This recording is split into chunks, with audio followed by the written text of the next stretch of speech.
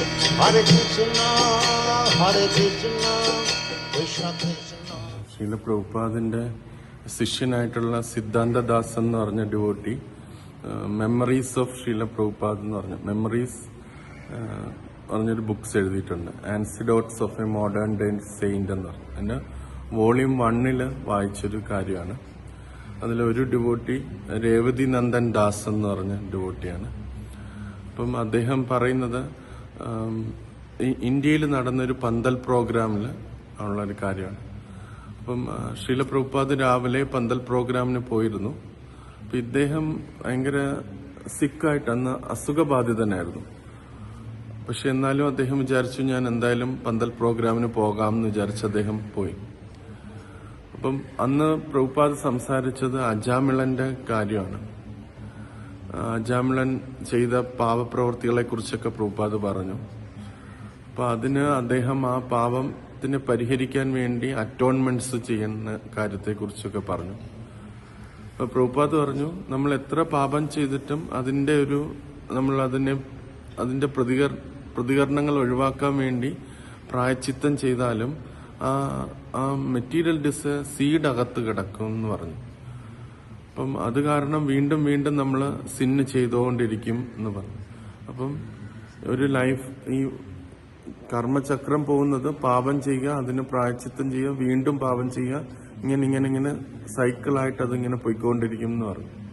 എന്നിട്ട് പ്രഭുപാദ് പിന്നെ എക്സ്പ്ലെയിൻ ചെയ്തത് നമുക്ക് ഹോളി നെയിംസ് തിരുനാമങ്ങൾ ചെയ്യുമ്പോഴത്തേന് ക്രമേണ ഈ അറ്റോൺമെന്റും നടക്കും, അതേസമയം തന്നെ ആ സീഡ് ഓഫ് മെറ്റീരിയൽ ഡിസയേഴ്സും പോകും എന്നുള്ളത് കാര്യം ഇങ്ങനെ ശ്രീല പ്രഭുപാദ് അദ്ദേഹത്തിനോട് പറഞ്ഞു.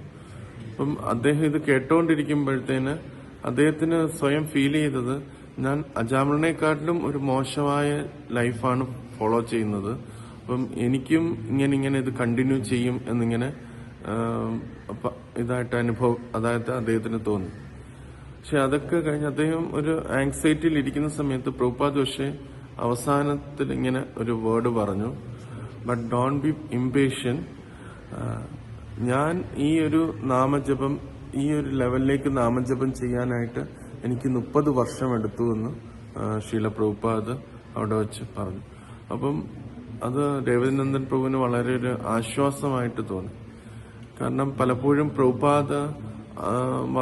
പ്രഭുപാദിനെ കുറിച്ച് പല ധാരണകൾ ഇസ്കോണിലുണ്ട്. പ്രഭുപാദ് സ്പിരിച്വൽ വേൾഡിൽ നിന്ന് വന്നു, അദ്ദേഹത്തിന് ഇമ്മീഡിയറ്റ്ലി അത് പെർഫെക്റ്റ് ആക്കാൻ പറ്റി എന്നൊക്കെയുള്ള. പക്ഷെ അതേപോലെ പ്രഭുപാദ് മറ്റൊരു സ്ഥലത്ത് പറഞ്ഞു, ഞാൻ പ്രീവിയസ് ലൈഫിലൊരു ഡോക്ടറായിരുന്നു, ഞാൻ പ്യുവറായിട്ടൊരു ലൈഫ് ഫോളോ ചെയ്തതുകൊണ്ടാണ് എനിക്ക് ഈ ലൈഫിൽ അത് ഏറ്റെടുക്കാൻ പറ്റിയെന്ന് പ്രഭുപാദ് പറഞ്ഞു.